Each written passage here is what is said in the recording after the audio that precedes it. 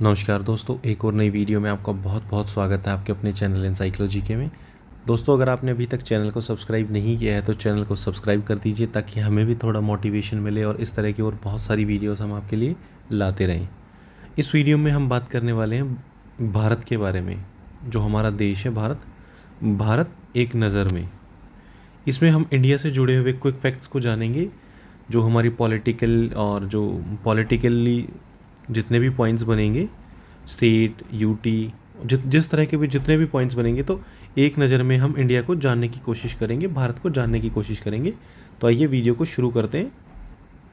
भारत का कुल क्षेत्रफल कितना है? तो वो है, हम रफली तो बोलते हैं 32.8, वो पूरा है 32,87,263 स्क्वायर किलोमीटर, वर्ग किलोमीटर।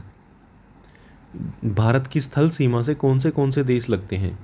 तो भारत की स्थल सीमा से बांग्लादेश लगता है, चीन, पाकिस्तान, नेपाल, बर्मा और भूटान। बर्मा पुराना नाम है म्यांमार का। म्यांमार का सबसे बड़ी सीमा भारत की जो स्थलीय सीमा लगती है वो बांग्लादेश के साथ लगती है। बांग्लादेश। भारत की जल सीमा किन किन देशों के साथ लगती है? तो भारत की जल सीमा, भारत के जो जलीय पड़ोसी देश हैं वो कौन से? ये स्थलीय पड़ोसी देश हैं। अब हम बात करेंगे जलीय पड़ोसी देशों के बारे में, तो वो है हमारे मालदीव, श्रीलंका, बांग्लादेश, म्यांमार और पाकिस्तान।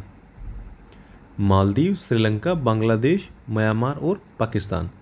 बांग्लादेश, म्यांमार और पाकिस्तान ये हमारे स्थलीय पड़ोसी देश भी हैं और ये हमारे जलीय पड़ोसी देश भी हैं। इनके साथ हमारी स्थलीय सीमा भी लगती है और जलीय सीमा भी लगती है। कर्क रेखा किन राज्यों से होकर गुजरती है? ट्रॉपिक ऑफ कैंसर किन स्टेट से पास करती है? तो वो है हमारे राजस्थान, गुजरात, मध्य प्रदेश, छत्तीसगढ़, झारखंड, पश्चिम बंगाल, त्रिपुरा और मिज़ोरम। एक बार फिर से देख लेते हैं, ये किसी भी एग्ज़ाम पॉइंट ऑफ व्यू से ये बहुत ज़्यादा इंपॉर्टेंट क्वेश्चन है।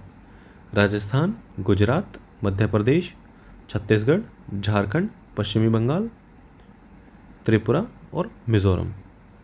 भारत की मुख्य भूमि की दक्षिणी सीमा का अक्षांश क्या है? वो है 8 डिग्री 4 मिनट। जिस तरह दक्षिणी 8 degree 4 minute, east, west, north and south, तो जो हमारा अक्षांश बनता है वो बनता है 8 डिग्री 4 मिनट साउथ का। भारत का मानक समय कहाँ से लिया गया है? भारत का मानक समय लिया गया है इलाहाबाद के निकट नैनी नामक स्थान से।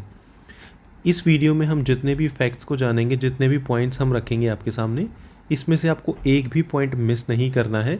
ये आपको एकदम रटे हुए होने चाहिए, आपके टिप्स पे होने चाहिए।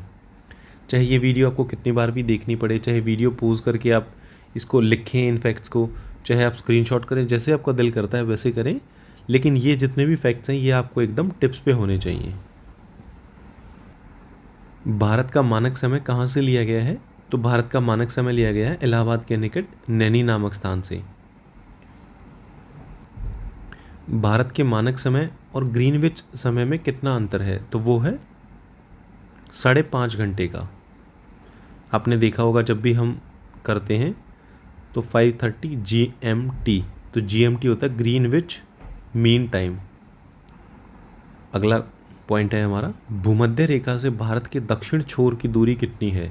तो भूमध्य रेखा से दक्षिण छोर की जो दूरी है वो है 876 किलोमीटर, 876 किलोमीटर्स। भारत की स्थल सीमा की लंबाई कितनी है? तो भारत की स्थल सीमा की कुल लंबाई है 15,200 किलोमीटर। भारत की मुख्य भूमि की तटरेखा की लंबाई कितनी है? तो वो है 6100 किलोमीटर। आप इसको यहाँ से देखेंगे कि यहाँ मुख्य भूमि लिखा हुआ है, तो इसमें हमारे आइलैंड्स को कवर नहीं किया गया है। आइलैंड्स की जो तटरेखा है, कोस्ट लाइन है, उसको ऐड नहीं किया गया है, तो तब पड़ती है वो 6100 किलोमीटर। भारत की कुल तटरेखा की लंबाई, जैसा मैं बताया था आपको, ये आगे आ गया यही पॉइंट। भारत की कुल तटरेखा की लंबाई द्वीप समूहों स्थित सहित कितनी है? तो वो है 7516 किलोमीटर। संपूर्ण भारत के कितने प्रतिशत भाग पर पर्वत और पहाड़ियों का विस्तार है? पर्वत और पहाड़ियों का विस्तार है 28.8% एरिया पे। 28.8% एरिया पे माउंटेन्स हैं, हिल्स एंड माउंटेन्स। संपूर्ण भारत के कितने क्षेत्रफल पर मैदानी विस्तार है? तो 44% एरिया पर मैदानी विस्तार है। भारत में समुद्र तट रेखा वाले राज्यों की संख्या कितनी है? तो 9 राज्य ऐसे हैं जिनको समुद्र तट रेखा लगती है। कोस्टल लाइन वाले 9 स्टेट्स हैं। किस राज्य की समुद्र तट रेखा सबसे लंबी है? तो वो है गुजरात हमारा। गुजरात की तट रेखा, समुद्र तट रेखा सबसे लंबी है। कर्क रेखा भारत के कितने राज्यों से होकर जाती है? वो है 8। अभी हमने पहले वो 8 के 8 आपको बता दिए हैं। भूमध्य रेखा के निकट कौन सा स्थान है? भूमध्य रेखा के सबसे पास में हमारा इंदिरा पॉइंट पड़ता है। मुख्य भूमि का हमारा जो मुख्य भूमि का लास्ट पॉइंट है वो है हमारा कन्याकुमारी, और इंडिया का लास्ट पॉइंट है हमारा इंदिरा पॉइंट। इंदिरा पॉइंट कहाँ स्थित है? तो ये अंडमान निकोबार द्वीप समूह में स्थित है इंदिरा पॉइंट। किस राज्य की समुद्र तट रेखा सबसे छोटी है? सबसे छोटी तट रेखा वाला राज्य है हमारा गोवा, और सबसे लंबी तट रेखा वाला राज्य है हमारा गुजरात। भारत की स्थल सीमा किस देश के साथ सबसे ज़्यादा है? तो वो है बांग्लादेश के साथ। बांग्लादेश के साथ भारत की स्थल सीमा सबसे ज़्यादा लगती है। भारत का कौन सा भू आकृतिक भाग प्राचीन है? तो प्रायद्वीपीय पठार है जो, वो सबसे प्राचीन भाग है भारत का। भारत के पूर्वी समुद्र तट को किस नाम से जाना जाता है? तो पूर्वी समुद्र तट को जाना जाता है कोरोमंडल तट से। ये बहुत इंपॉर्टेंट क्वेश्चन है। कोरोमंडल तट से। कोंकण तट कहाँ से कहाँ तक स्थित है? गोवा से लेकर दमन तक। ये बहुत ज़्यादा इंपॉर्टेंट क्वेश्चन है। गोवा से लेकर दमन तक कोंकण तट बोला जाता है उसको, और जो हमारा पूर्वी समुद्र तट है उसको कोरोमंडल तट बोला जाता है। लक्षद्वीप समूह के द्वीपों की उत्पत्ति किसके द्वारा हुई है? लक्षद्वीप समूह के द्वीपों की उत्पत्ति प्रवाल द्वारा हुई है, कोरल्स के द्वारा। न्यू मूर द्वीप कहाँ स्थित है? तो जो न्यू मूर आइलैंड है वो अंडमान सागर में है हमारा। कौन सा द्वीप समूह भारत और श्रीलंका के बीच में स्थित है? तो वो है रामेश्वरम। लक्षद्वीप समूह में कुल द्वीपों की संख्या कितनी है? तो इन टोटल 36 आइलैंड्स हैं लक्षद्वीप में।